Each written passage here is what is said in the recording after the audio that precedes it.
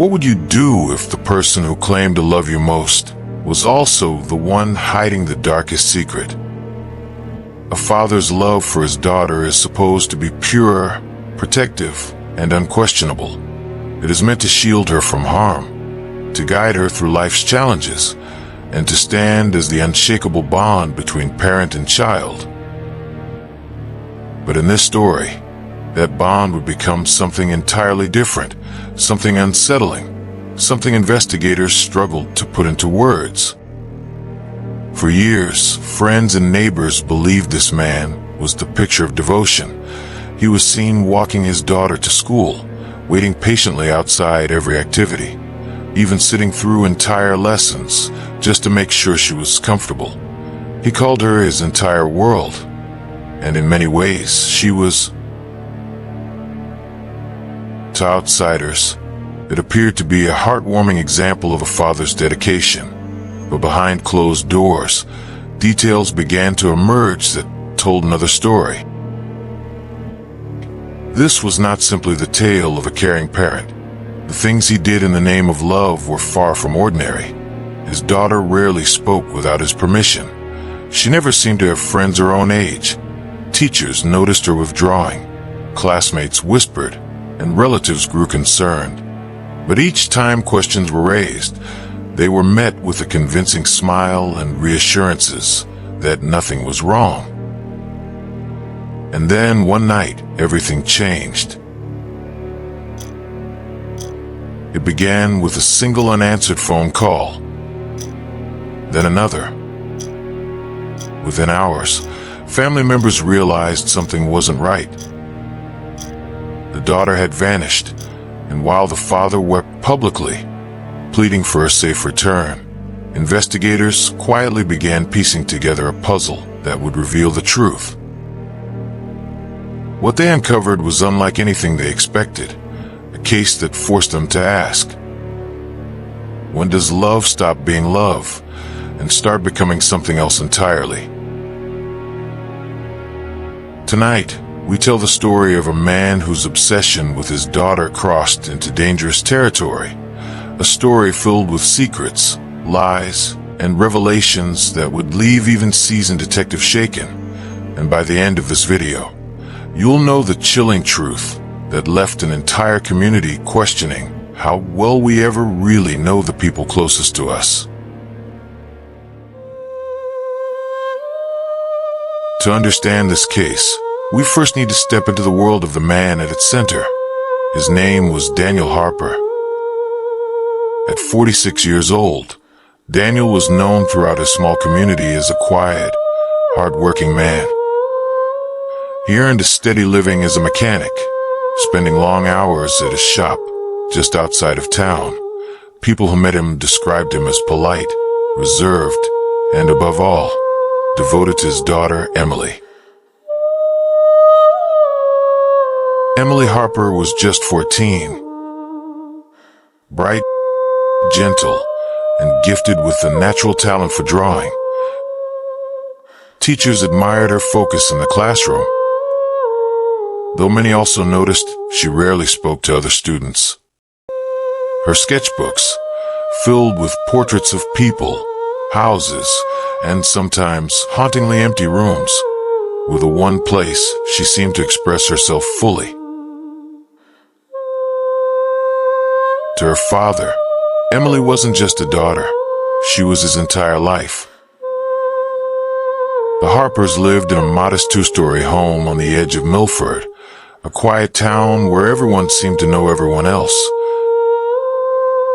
The streets were lined with small shops, the kind of place where a child could walk to school without much worry. At least, that's what most people believed. Neighbors often remarked on Daniel's closeness with Emily. They'd see him walking her to and from school, waiting in his truck outside her classrooms, sometimes even sitting in during after-school clubs. He rarely let her out of his sight. While some saw this as endearing, a father going above and beyond, others whispered that it was unusual. A girl her age, they said, needed space to grow, to make friends, to experience life. But if Emily ever felt uncomfortable, she didn't say. She stayed quiet, her eyes often cast downward when others tried to talk to her. At church, Daniel and Emily were inseparable. He always had a protective hand on her shoulder, guiding her toward the pews, rarely letting her sit with friends her own age. Relatives who visited noticed the same pattern. Emily never seemed to have a voice of her own. She spoke softly, looked to her father before answering questions, and never once made plans without his permission. Still, Daniel's reputation in town kept suspicion at bay. He was seen as a man who had sacrificed everything for his daughter after her mother left years earlier. Locals praised him for stepping up, for raising Emily alone, for showing what many thought was unmatched devotion. But that devotion, investigators would later say, was far from ordinary. This case first caught the public's attention when Emily suddenly disappeared one Friday evening. Her dinner plate was still on the table, her shoes by the door, her school bag tucked neatly in its usual spot. It looked as though she had simply vanished into thin air. Daniel's pleas for her return captured headlines across the state. But as the investigation deepened, it became clear that nothing about this case was simple. At first glance, this seemed like a story of a loving father desperate to find his missing daughter.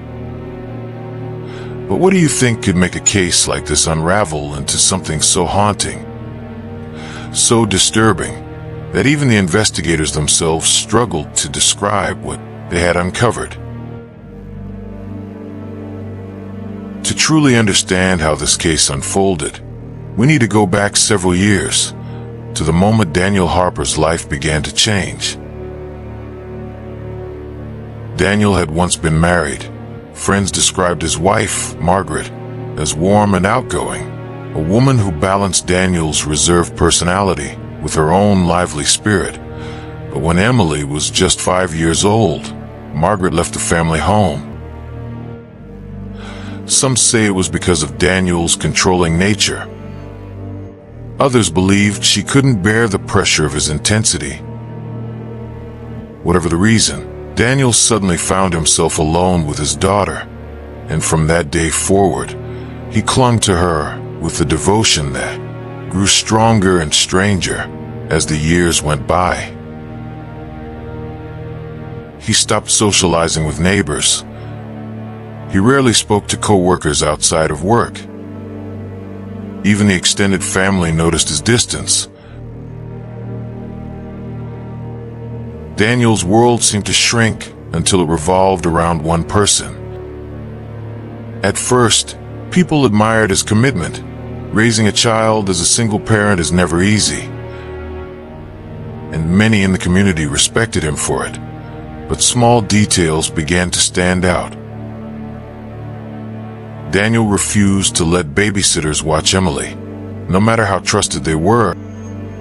He sat in on parent-teacher meetings and often tried to speak for her, even when teachers wanted Emily to answer for herself. He insisted she eat lunch at the edge of the cafeteria, where he could see her through the window rather than with her classmates. Neighbors thought he was just overprotective, but soon, their concerns turned into something far darker. When Emily turned 12, her father bought her a cell phone, but only had the number. Teachers reported that whenever a classmate tried to ask for her contact, Emily would shake her head and say quietly, "I can't." At birthday parties, she never stayed long. Daniel would call repeatedly, sometimes showing up early and waiting in the driveway until she came out. By the time she entered her teenage years, invitations to social events all but disappeared.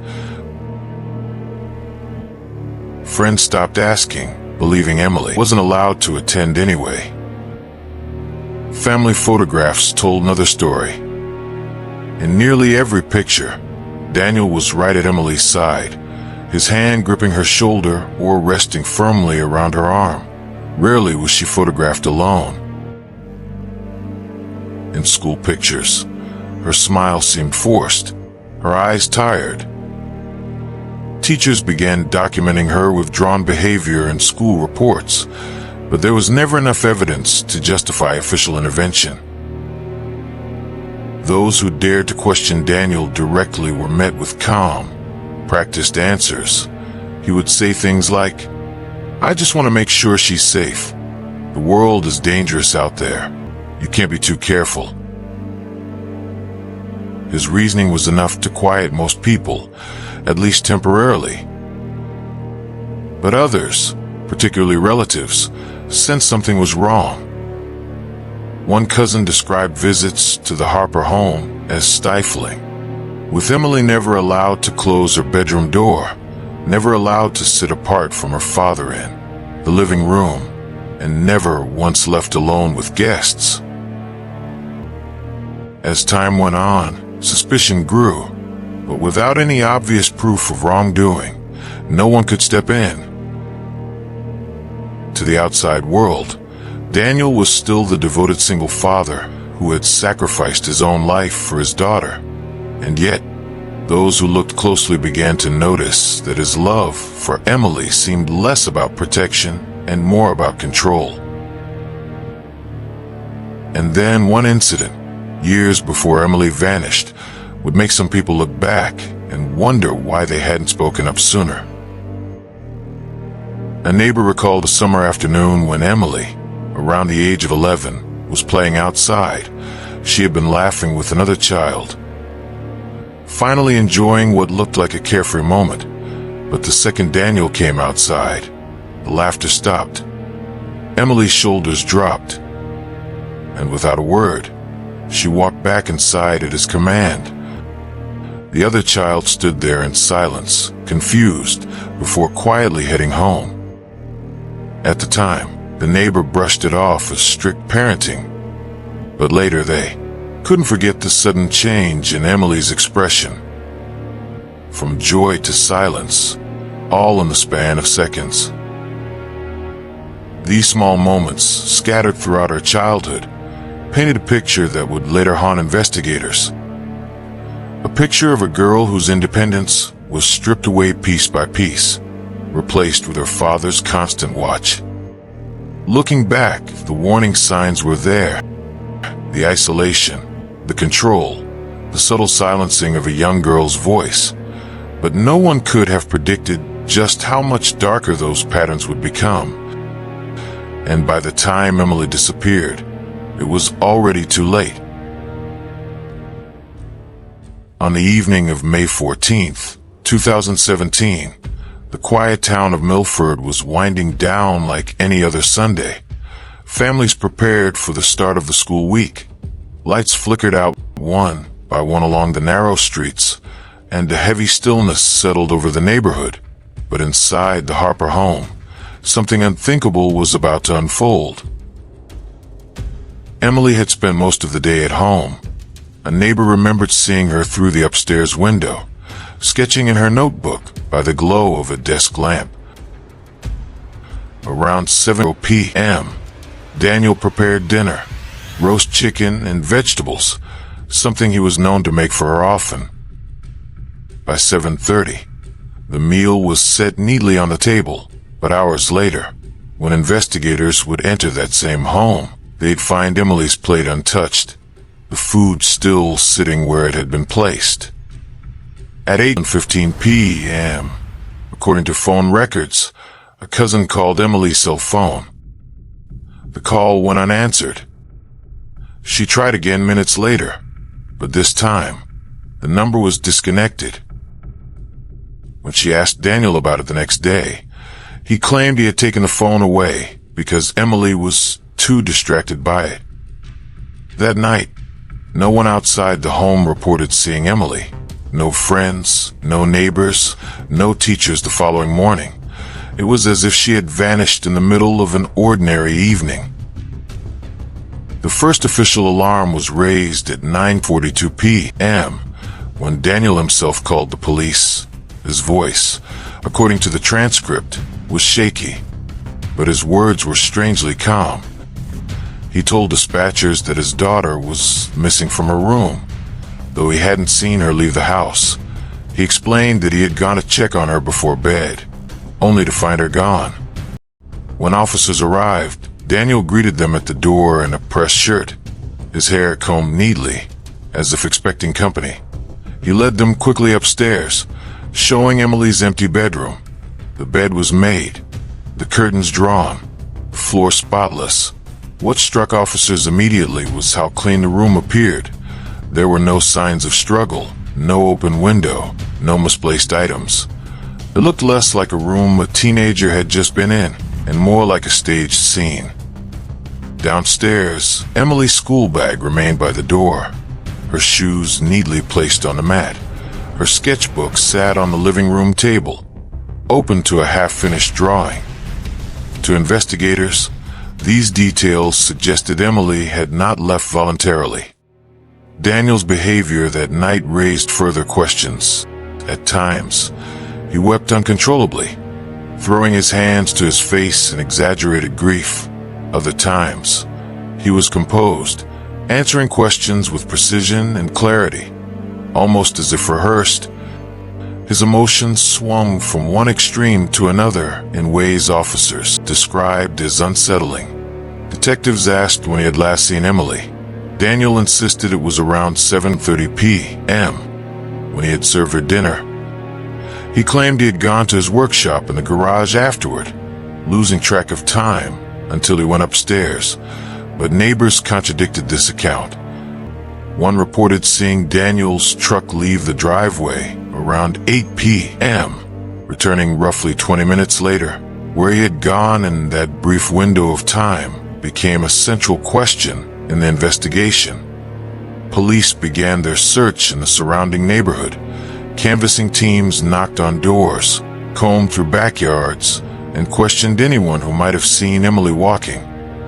No one had.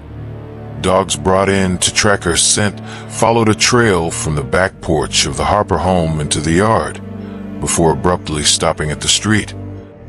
It was as if she had simply disappeared into thin air. Investigators soon turned their focus back to the house, but when they searched Daniel's garage, they didn't find what they expected. Instead, they uncovered something that shocked the entire community. Inside a locked cabinet, hidden behind shelves of tools, officers discovered a small collection of journals. At first glance, they looked like ordinary notebooks, but inside, page after page contained entries written in Daniel's handwriting, obsessively chronicling details of Emily's daily life. What time she woke up, what she ate, what she wore, and every interaction she had at school. Even more disturbing, some entries revealed thoughts and emotions that blurred the line between a father's concern and an unhealthy fixation. The discovery raised urgent questions. Had Emily truly run away? Or had something happened within the walls of her own home? And if Daniel's devotion was as pure as he claimed?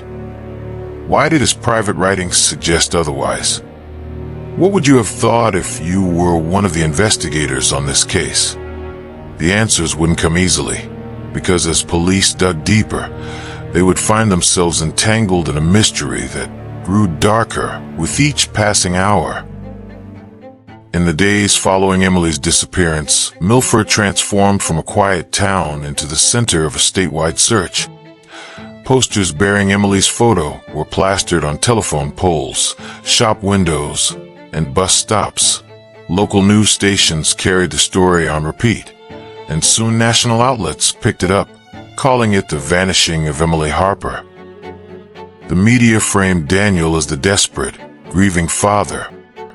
Cameras captured him outside the police station, his voice trembling as he begged for Emily's return, He said, "She's my everything, please. Whoever has her, just let her come home." The footage drew sympathy, but behind the scenes, investigators weren't convinced. Detectives began digging into Daniel's personal life. They interviewed neighbors, co-workers, even distant relatives, piecing together a portrait of a man whose relationship with his daughter had always been unusual. One co-worker described how Daniel often left the shop early, explaining he needed to check on Emily. Another said Daniel carried photos of her in his wallet. Not the kind of pictures most parents kept, but carefully staged snapshots of her sleeping or sitting silently at home. Meanwhile, neighbors admitted that they had long felt uneasy. Some recalled nights when the lights in Emily's room stayed on until dawn, with Daniel pacing outside her door.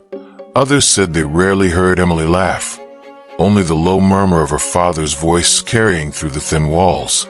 As detectives compiled these accounts, they also analyzed the journals found in his garage. The entries painted a deeply troubling picture.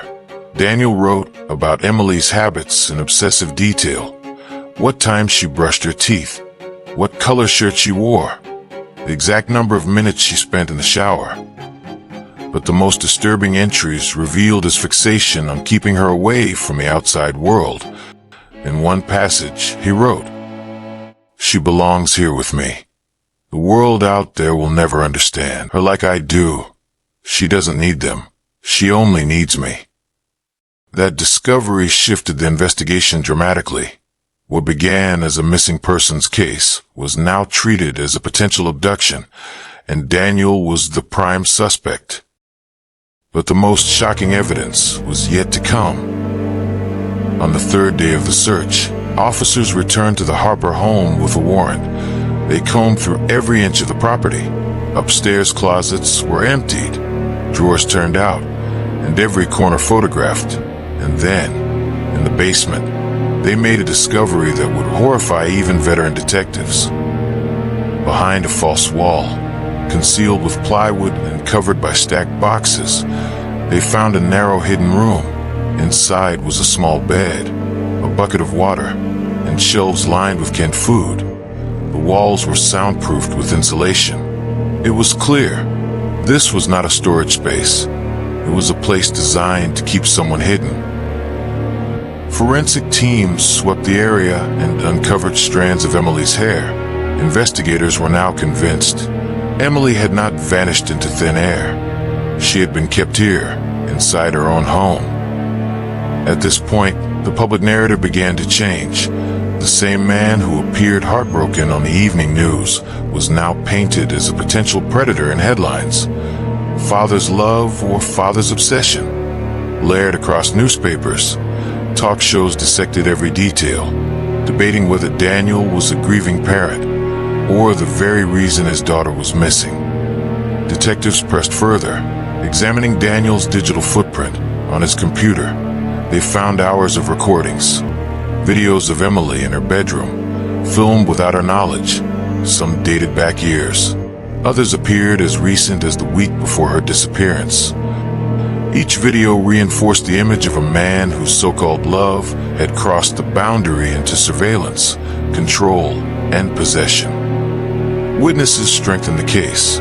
A former teacher admitted she had once reported concerns to the school board after Emily came to class exhausted, saying she wasn't allowed to sleep until her father did. A relative shared that during family gatherings, Daniel never let Emily leave the room without him.